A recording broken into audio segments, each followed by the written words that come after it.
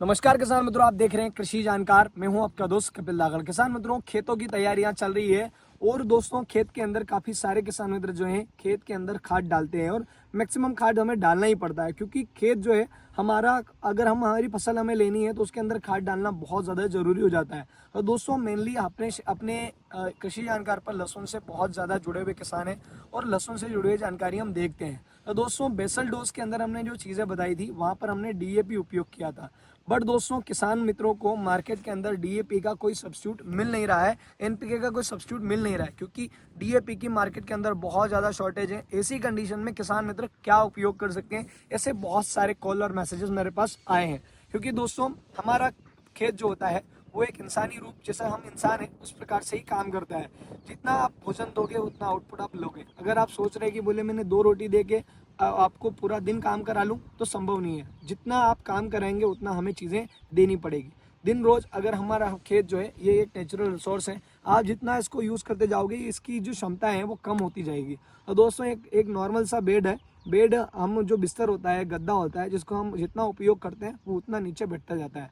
अगर आपने उसको समय से रिपेयर नहीं कराया या फिर उसके अंदर वापस से रुई नहीं डलवाई तो वो आखिरी में जाके बिल्कुल बैठ जाएगा। तो सेम हमारा खेत भी है। इसके अंदर पहले के समय पहले हम देसी गोबर खाद डाला करते थे, बट आजकल सभी किसान मित्र और मैक्सिमम किसान मित्र ऐसे हैं जिनके यहाँ पर 1 या 2 गायें हैं, और बहुत सारे तो ऐसे हैं जो डेयरी से दूध लेकर के अपने घर पर दूध की आपूर्ति करते हैं। और दोस्तों सेम चीज़ है, अब ना तो देसी गोबर खाद हम डाल रहे हैं और रासायनिक खाद भी हमें प्रॉपर नहीं मिल रहा है। तो समस्याएं, हम सोचो कि यार इसको 2 रोटी दे के हम पूरा दिन काम करें, जितना आप डालोगे नहीं और उम्मीद करोगे कि यार इससे हमारा मैक्सिमम आउटपुट आ जाए, तो संभव नहीं है।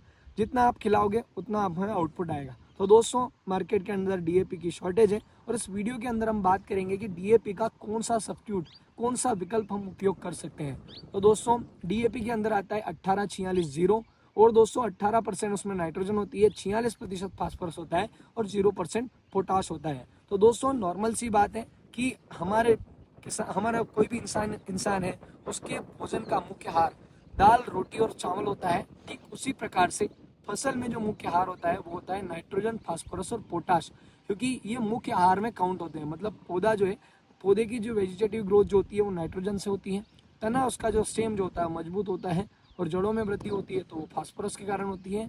कंद का आकार और उसका जो क्वालिटी है, रोगों से लड़ने की क्षमता है और वजन है, वो सारी जो चीज़ें हैं वो पोटाश के कारण होती है। तो दोस्तों मुख्य आहार है और इसकी आपूर्ति करना जरूरी है। तो दोस्तों मार्केट के अंदर बहुत ज़्यादा शॉर्टेज है, अभी खाद जो है वो ढूंढे नहीं मिल रहा है, और जिन किसान मित्रों के पास नहीं है अब उनका एक ही सवाल है कि भैया इसका सब्स्टिट्यूट हम क्या डाल सकते हैं। हाँ दोस्तों, अगर एनपीके वैसे तो मार्केट में बहुत ज़्यादा उपलब्ध है, आपको जो समय से मिल जाए आप उपयोग कर सकते हैं। तो दोस्तों मेनली हम बात करते हैं 12-32-16 की। 12-32-16 भी अभी मार्केट से बिल्कुल गायब हो गया है, जिसके अंदर 12% नाइट्रोजन, 32% फास्फोरस और 16% पोटाश होता है।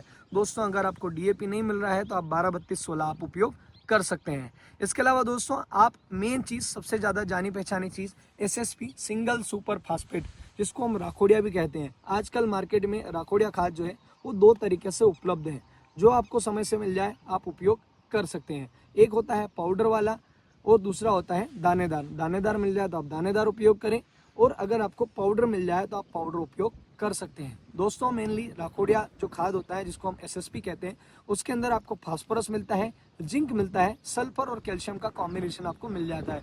नाइट्रोजन आप अलग से ले सकते हैं, ये आपका हो जाएगा डीएपी का सब्स्टिट्यूट। इसके अलावा दोस्तों मार्केट में आपको बहुत सारे ऐसे ग्रेड हैं, एनपीके ग्रेड है, जिसका आप उपयोग कर सकते हैं। मैं एक एक करके आपको चीज़ें बताऊंगा, और दोस्तों अगर आपको जो समय से मिल जाए आप उपयोग करें। तो दोस्तों मेन चीज़ एक आता है 20-20-0, जिसको हम नाइट्रो फास्फेट के नाम से जानते हैं। नर्मदा केन या नर्मदा फॉस के नाम से आपको मिल जाएगा, वो आप उपयोग कर सकते हैं, जिसमें 20% नाइट्रोजन और 20% फास्फोरस आपको मिल जाएगा। इसके अलावा दोस्तों अगर देखा जाए तो बहुत सारे सब्स्टिट्यूट मैंने आपके लिए ढूंढे हैं, आपको जो समय से मिल जाए आप उपयोग करें। नॉर्मल सी बात है, क्योंकि अगर हमें अब कोई ना कोई विकल्प तो ढूंढना पड़ेगा। सबसे पहले मैं आपको चीज़ें गिनाता हूँ, उसके बाद में आपके उनके कॉम्बिनेशन आपको दिखा देता हूँ। तो दोस्तों मेन आपको मैंने एसएसपी बता दिया है, 12-32-16 भी बता दिया जो कि एनपीके ग्रेड है।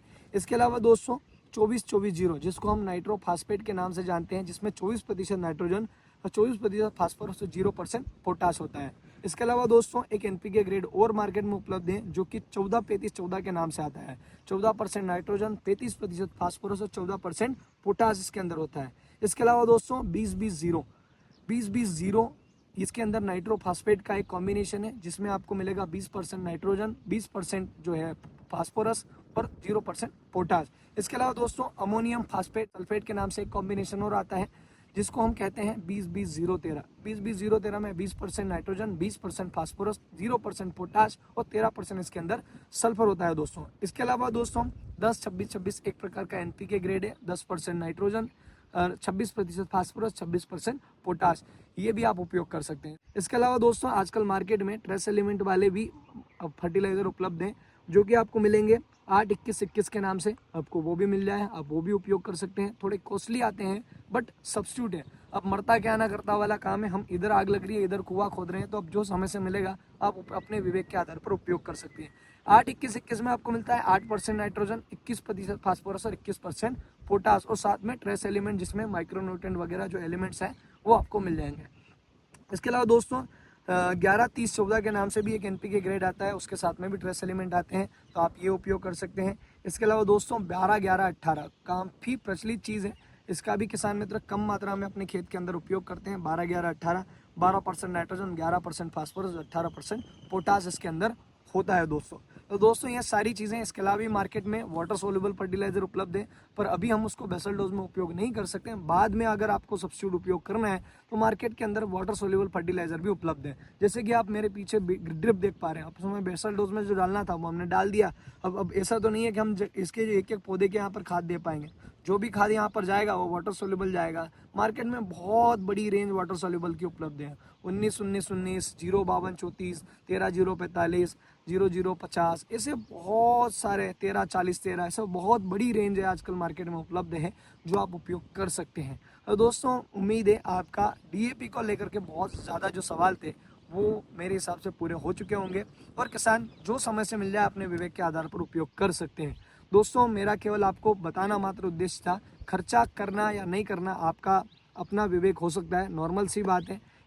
ये लहसुन एक प्रकार का सट्टा है, इस वर्ष भाव है, अगले साल रहे ना रहे कोई गारंटी नहीं है। क्योंकि मैं जिस हिसाब से देख रहा हूँ अभी अगर खेत साइड भी जाएंगे या कुएं साइड भी जाएंगे या अपनी गली का भी अंदाज लगाएंगे, गाँव का अंदाज लगाएंगे, तो पिछले वर्ष जिन किसान मित्रों ने लहसुन नहीं लगाई थी वो भी इस वर्ष लगा रहे हैं और जिन किसान मित्रों ने लगाई थी वो रकबा बढ़ा करके लगा रहे हैं। तो ऐसी कंडीशन में मेरे हिसाब से रकबे में कुछ ना कुछ इम्प्रूवमेंट हुआ है और रकबा बढ़ा है। ऐसी कंडीशन में लहसुन बोने ना बोने का फैसला आप अपने विवेक के आधार पर ले सकते हैं।